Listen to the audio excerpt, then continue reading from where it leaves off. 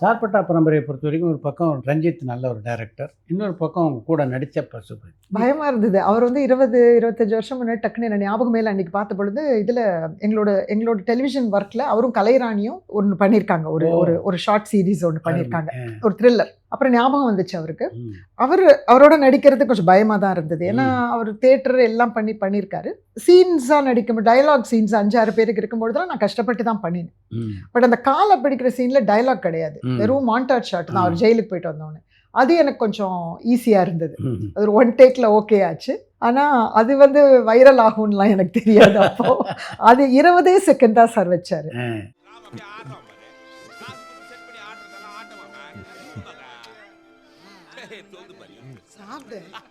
அதுலயும் ஆரம்பத்துலலாம் சொல்லிட்டு இருந்தாங்க, பசுபதி வந்து எப்படி பத்தியா ஒரு அன்பா மனைவியை பார்க்குறாருன்னு பசுபதி பத்தி தான் பேசிட்டு இருந்தாங்க இனிஷியலெல்லாம். கொஞ்சம் லேட் ஆச்சு என்ன கவனிக்கிறதுக்கு. ஏன்னா நான் புதுசு, எனக்கு தெரியாது. ஏன்னா நாமளும் தானே கொஞ்சம் அவ்வளோ விழுந்து விழுந்து அவரை லுக்கு கொடுத்துருக்கோம், நம்மளை கவனிக்கவே இல்லையே. இன்ஃபேக்ட் இதும்பொழுது டப்பிங் பண்ணும்பொழுது ஏன்? அசிஸ்டன்ட் டைரக்டர் ஜென்னி அவங்களும் என்ன இப்படி சாப்பாடு போட்டுச்சு, இவ்வளோ ரொமான்டிக்காக போடுற அவருக்கு சாப்பாடு அவருக்கு பரிமாறிட்டு இருப்பேன் அந்த ஷார்ட்லேயே. ம். அப்பா என்ன ரொமான்ஸ். சரி, இவங்கெல்லாம் பாராட்டிட்டாங்க எனக்கு. அவங்க நிறைய தடவை எடிட்டிங்கில் பார்க்கும்பொழுது. ஆனால் நிறைய பேர் சொல்லவே இல்லை.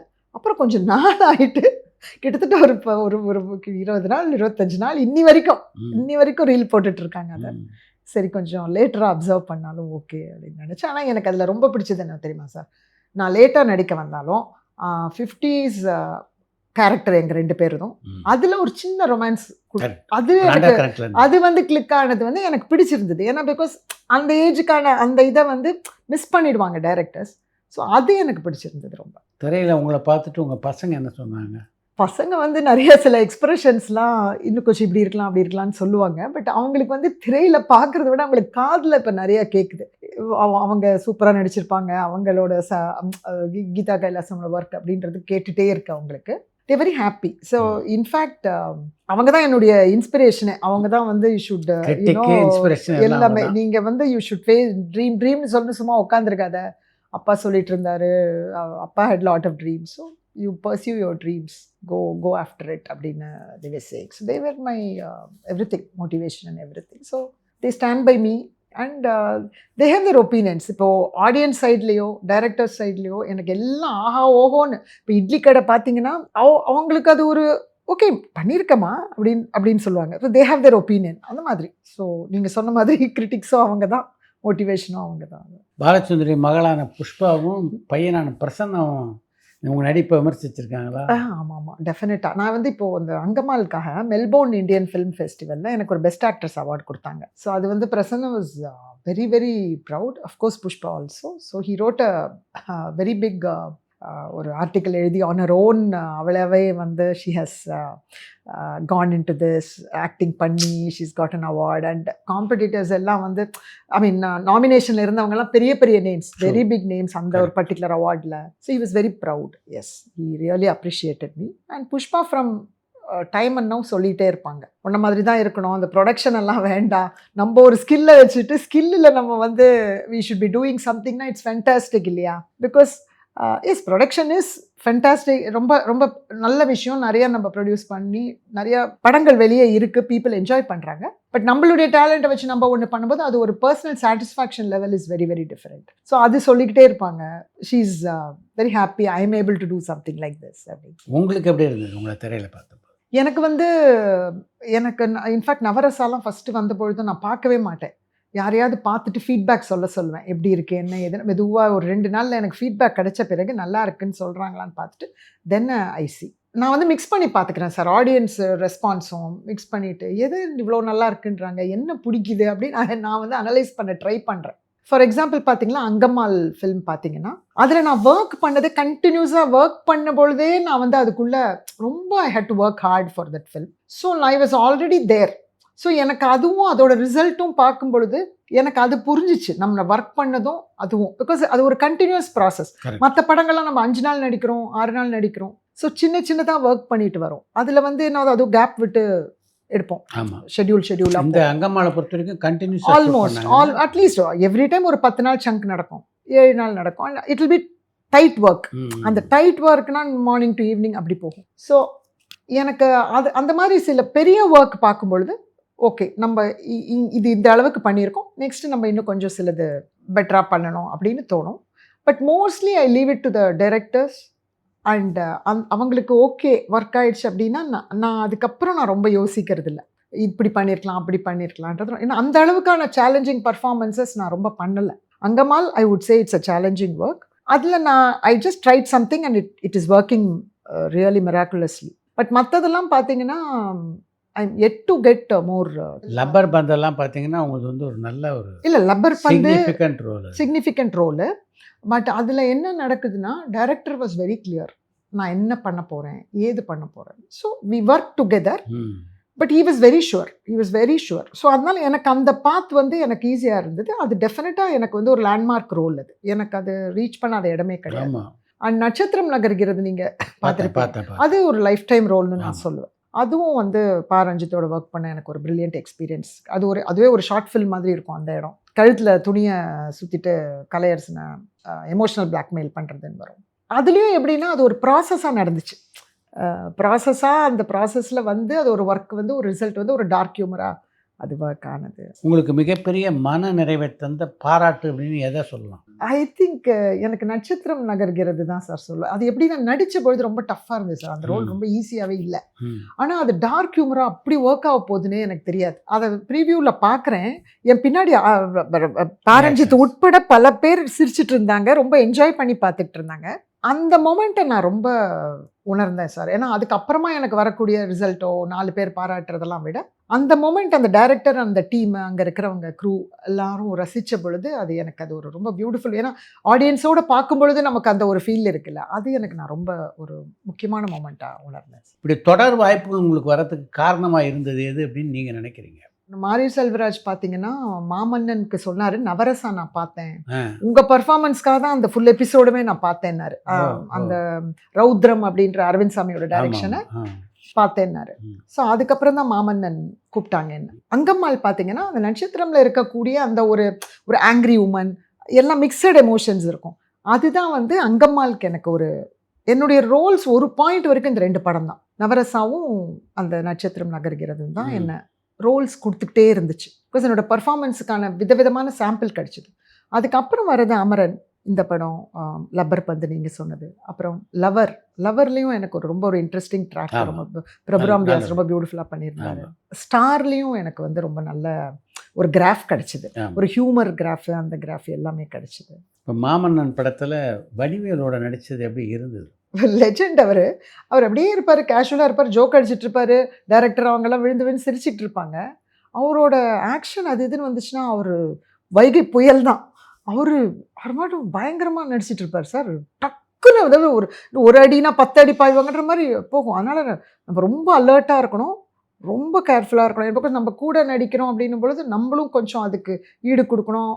அவர் மைண்டில் அது இருக்குது. அவ்வளோ சிரித்து பேசிட்டு இருந்தாலும் அவரால் அவ்வளோ ஃபாஸ்ட்டாக பண்ண முடியுதுன்னா எவ்வளோ வருஷமான எக்ஸ்பீரியன்ஸ் அப்படின்றது தோணுச்சு. நிறைய லேர்னிங்காக இருந்துச்சு அவங்க நடிக்கிறதெல்லாம் பார்க்கும்போது. அப்படியே இருக்காங்க கேஷுவலாக, அப்படி போட்டு பூந்து விளையாடுறாங்க. அவ்வளோ அதெல்லாம் எனக்கெலாம் தெரியாது. அதெல்லாம் நான் அப்படியே சீரியஸாக இருப்பேன், சீரியஸ் ரோல்னால் எமோஷ்னலாக இருப்பேன், அப்படியே ரொம்ப வருத்தத்தில் இருப்பேன். அந்த மாதிரிலாம் மெத்தட் ஆக்டிங் கிடையாது. இருந்தாலும் அந்த ஒரு மூடில் இருப்போம். ரொம்ப சிரிச்சுட்டு திடீர்னு அழுவுணுன்னா வராதேன்னெலாம் தோணும். பட் இவங்களெல்லாம் பார்க்கும்போது அவங்களோட எக்ஸ்பீரியன்ஸும் அவங்களால டக்குன்னு மூவ் பண்ணிவிட்டு அதை பியூட்டிஃபுல்லாக அதை எனாக்ட் பண்ண முடியுது அப்படின்றதெல்லாம் பார்க்க முடியுது.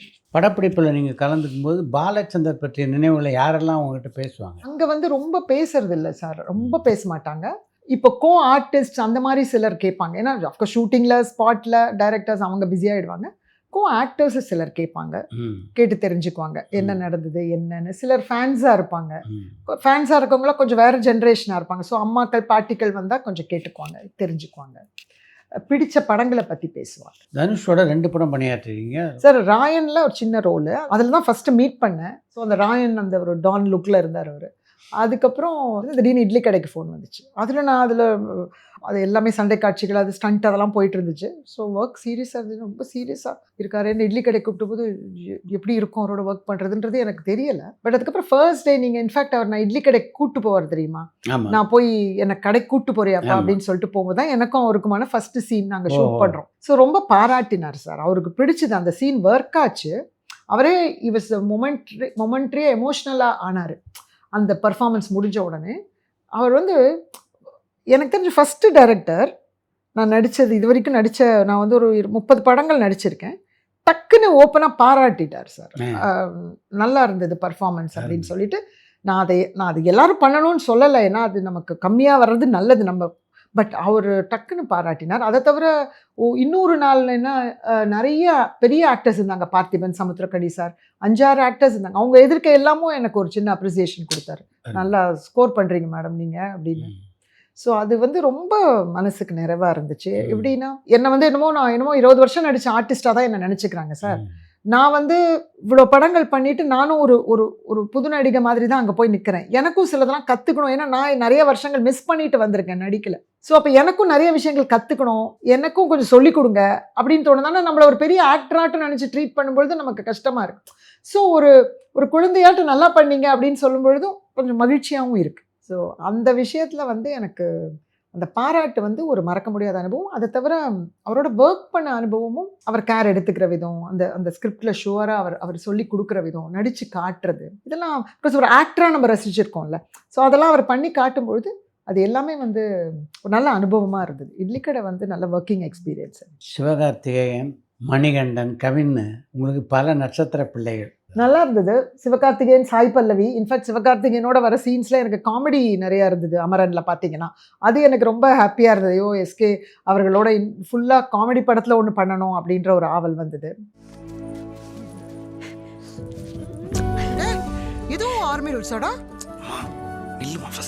ஸோ அந்த சீன்ஸ் எல்லாம் அவ்வளோ பிரமாதமாக ஒர்க் ஆகும்னு தெரியாது.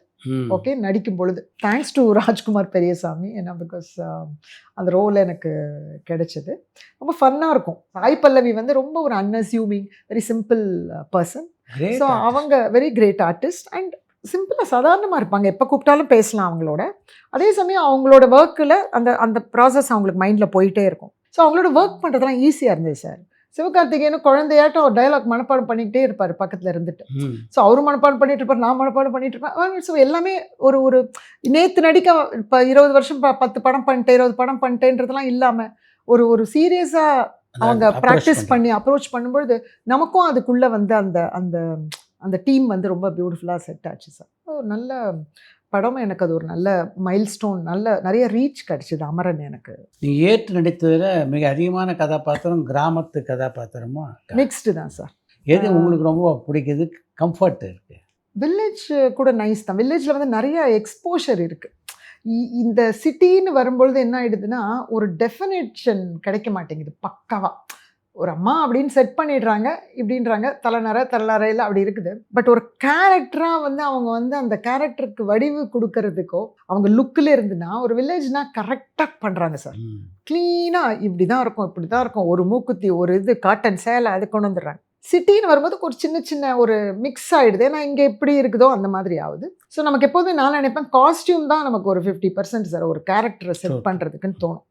அதனால எனக்கு வந்து வில்லேஜ், ஆமாம், வில்லேஜ் பேஸ்டு கேரக்டர்ஸில் வந்து இன்னும் கொஞ்சம் நம்ம டெப்த்தோ நம்மளுடைய பர்ஃபார்மன்ஸையோ காட்ட முடியும். இப்போ இட்லி கடையே எடுத்துக்கிட்டிங்கன்னா அந்த லுக்கு, நீங்கள் இதையே எடுத்துக்கோங்களேன், லப்பர் பந்தே எடுத்துக்கோங்களேன், அது ஒரு ஒரு 1000 ரோல் கொடுத்தாலும் அதுக்கான அந்த ஒரு ஏழப்பட்ட அந்த மாதிரி ஒரு அம்மா அப்படின்னு வரும்பொழுது அந்த லுக்கை கொண்டு வந்து வரும்பொழுது அதனால தான் அந்த பர்ஃபார்மன்ஸும் ஸ்கோப் இருந்தது. பட் ஆனால் நீங்கள் ஸ்டார் எடுத்துக்கிட்டீங்கன்னா அது ஒரு மிடில் கிளாஸ் சாதாரண உமன். எனக்கு அதுலேயும் நல்ல ரொம்ப இன்ட்ரெஸ்டிங்காக ஒர்க் ஆச்சு அப்படின்னு தோணுச்சு. ஸ்டார் படத்துலையும் அந்த ஒரு அம்மாவுடைய அந்த ஒரு சில விஷயங்கள். It also depends on the director. ஆனால் village roles are more challenging அப்படின்னு நான் நினைக்கிறேன்.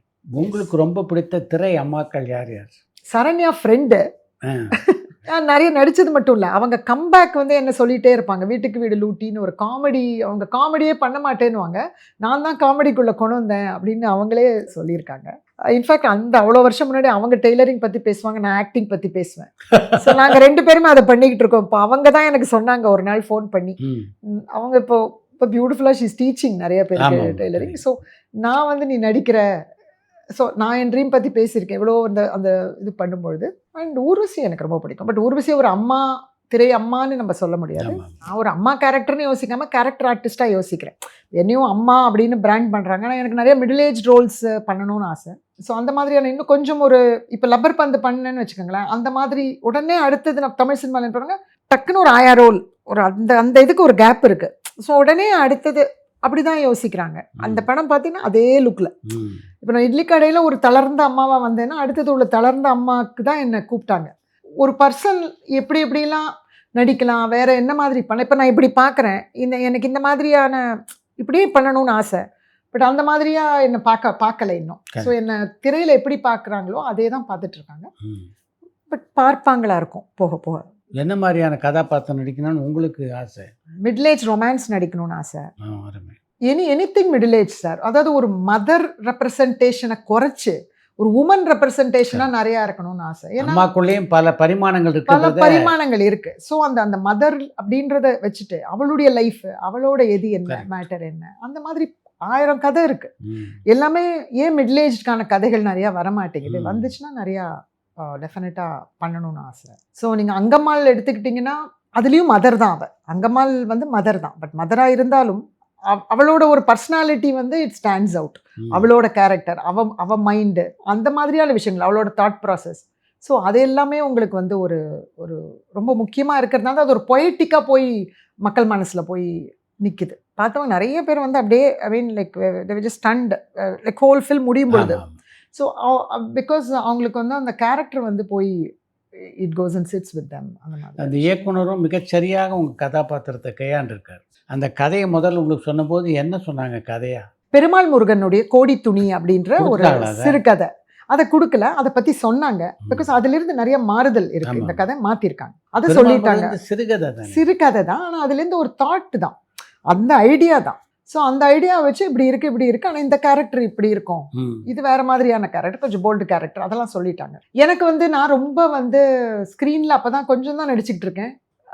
ப்ளவுஸ் இல்லாமல் நடிக்கணுன்றது எனக்கு அது கொஞ்சம் புதுசாக இருந்தது. பிகாஸ் எனக்கு அவ்வளோ பழக்கம் இல்லை. எனக்கு என்னென்னா செட்டில் நம்ம கம்ஃபர்டபுளாக எப்படி நடிப்போம், அதெல்லாம் எனக்கு அந்த கம்ஃபர்ட்டை பற்றிலாம் தெரியலை. காஸ்டியூம் டிசைனர் அந்த மாதிரி விஷயங்கள் எல்லாம் வச்சு நாங்கள் பேசிக்கிட்டோம். எனக்கான கேரக்டர், எனக்கான கதை, நான் நடிக்கணுன்றதுல அவங்க ரொம்ப உறுதியாக இருந்தாங்க. நான் பெர்ஃபார்ம் பண்ணுவேன், நான் ஒர்க் ஆவேன்னு அவங்களுக்கு தோணுனது எனக்கு பிடிச்சிருந்தது. ஸோ அந்த ஸ்டெப்பை நான் கொஞ்சம் யோசிச்சு வச்சேன். அதில் என்ன மோஸ்ட் சேலஞ்சிங்னா 2 வீலர் ஓட்டணும். ஏன்னா நான் 20-25 வருஷம் ஆச்சு. நீங்கள் என்ன அந்த காலத்தில் 2 வீலரில் பார்த்தேன்னீங்க, அதுக்கப்புறம் நான் 2 வீலர் ஆமாம். ஸோ அதுக்கப்புறம் டச் விட்டுடுச்சு. அதுக்கப்புறம் வேணும்னு சொன்னாங்க. நான் டிரைவிங் கிளாஸ் போயிட்டு மறுபடியும் பேலன்ஸ் எல்லாம் மறந்துடுச்சு. அது ஒரு கற்றுக்கிட்டு நான் சொல்கிறது 1.5 வருஷம் முன்னாடி கற்று அதை முடித்த பொழுது 8வது கிளாஸில் முடித்த பொழுது எனக்கு ஒரு I was thanking the Angammal team. எனக்கு மறுபடியும் 2 வீலர் ஓட்ட ஆரம்பித்தேன் அப்படின்ட்டு. நானாக எடுத்து ஓட்டுறதுக்கு பயமாக இருந்துச்சு. ஸோ அது ஒன்று. 2வது பீடி பிடிக்கணும்னு சொன்னாங்க, அதுவும் பழக்கம் இல்லை. ஸோ நான் பால்கனியில் உட்காந்துட்டு அதை வேற இப்படி வச்சுட்டு இப்படி கொளுத்தி இப்படி, அதாவது அதை அவங்க சொல்லி கொடுத்தாங்க, அது ப்ரொடியூசர் இப்படி பண்ணிட்டு இப்படி வச்சு அந்த அணையாமல் பிடிக்கணுன்றது நான் பால்கனியில் உட்காந்து ப்ராக்டிஸ் பண்ணுறேன் சார். எவ்வளோ நாள் உட்காந்து ப்ராக்டிஸ் பண்ணுறேன். என் பசங்கள்லாம் சிரிக்கிறாங்க, என்னம்மா இது டயலாக் இருக்கா, படத்தில் ஒன்றும் கிடையாதா, நீ உட்காந்து இதே ப்ராக்டிஸ் அது அது அது அவங்க அப்படி அதை கொளுத்தி பண்ணுறது அப்படின்னு சில டெக்னிக், அது ரொம்ப முக்கியம், அது முக்கியம்னு சொல்லி கொடுத்து வீடியோலாம் அனுப்பிச்சாங்க திருநெல்வேலியிலேருந்து. ஆனால் காலங்காலமாக பீடி பிடிச்சி இந்த மாதிரி தான் பிடிச்சிங்க இல்லை, இப்போ தான் புதுசாக பிடிச்ச மாதிரி. ஆனால் நான் ப்ராக்டிஸ் பண்ணது எதுவுமே அங்கே பண்ணல. எல்லா முறையுமே கொளுத்தி கொடுத்துருவாங்க, நான் கொளுத்துற மாதிரி தான் ப்ராக்டிஸ் பண்ணேன். எனக்கு என்ன பாணி வந்துச்சோ அந்த பாணியில் தான் நான் பண்ணேன். ஆனால் அது ஒர்க் ஆச்சு அப்படின்னு சொன்னாங்க அவங்க. அது அடிக்ட் ஆகிடுவேன்லாம் பயந்தாங்க. பட் இந்த கதாபாத்திரத்தை நடிக்கிறதுக்கு உங்களுக்கு ரோல் மாடலாக யாராவது இருந்தாங்களா? அங்கே வில்லேஜில் போய் 1 மாதம் நாங்கள் அப்படியே அங்கே போய் இருந்தோம். அங்கே சுந்தரின்னு ஒரு லேடி இருந்தாங்க, பயங்கர ஸ்ட்ராங். அவங்க தான் அவங்களுக்கு இன்ஸ்பிரேஷன்.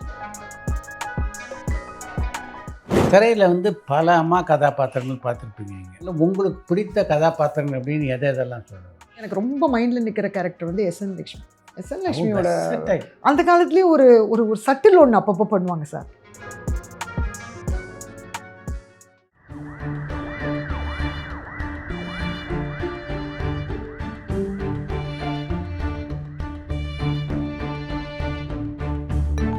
பரபரப்பான சினிமா செய்திகள், நட்சத்திரங்களின் பேட்டிகள், சினிமா வரலாறு ஆகியவற்றை பார்க்கவும் படிக்கவும் உங்களுக்கான இணையதளம் touringtalkies.co.